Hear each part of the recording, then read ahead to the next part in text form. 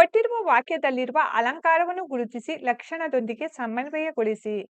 ನೊಣಮಿಂಗೆ pay ವರವೆಂಬರ ಮುಂಟೆ ನಿನ್ನ ದೊಂದಳಲವು. ಅಲಂಕಾರ ಉಪಮಾಲಂಕಾರ ಲಕ್ಷಣ ಎರಡು ವಸ್ತುಗಳಿಗಿರುವ ಸದೃಶ ಸಂಪತ್ತನ್ನು ಪರಸ್ಪರ ಹೋಲಿಸಿ ವರ್ಣಿಸಿದರೆ ಅದು ಉಪಮಾಲಂಕಾರ. ಉಪಮೇಯ ರೂಪದನ ಅಳವು ಅಂದರೆ ಯೋಗ್ಯತೆ. ಉಪಮಾನ ಕುಪ್ಪಿಯನ್ನೇ ಶ್ರೇಷ್ಠವೆಂದು ಭಾವಿಸುವ ನೊಣ. ಉಪಮಾ ವಾಚಕ ಓಲ್ಡ್ ಸಮನ್ವಯ. ಇಲ್ಲಿ ಉಪಮೇಯವಾಗಿರುವ ನೃಪದನ ಯೋಗ್ಯತೆಯನ್ನು ಕುಪ್ಪಿಯನ್ನೇ ಶ್ರೇಷ್ಠವೆಂದು ಭಾವಿಸಿದ ನೊಣಕ್ಕೆ ಹೋಲಿಸಲಾಗಿರುವುದರಿಂದ ಇದು ಉಪಮಾಲಂಕಾರವಾಗಿದೆ.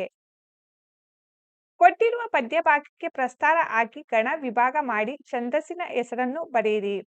ಪದ್ಯಭಾಗಕ್ಕೆ ಪ್ರಸ್ತಾರ ಹಾಕಿ ಗಣ ವಿಭಾಗ ಮಾಡಲಾಗಿದೆ. ಛಂದಸ್ಸಿನ ಹೆಸರು ಕಂದಪದ್ಯ.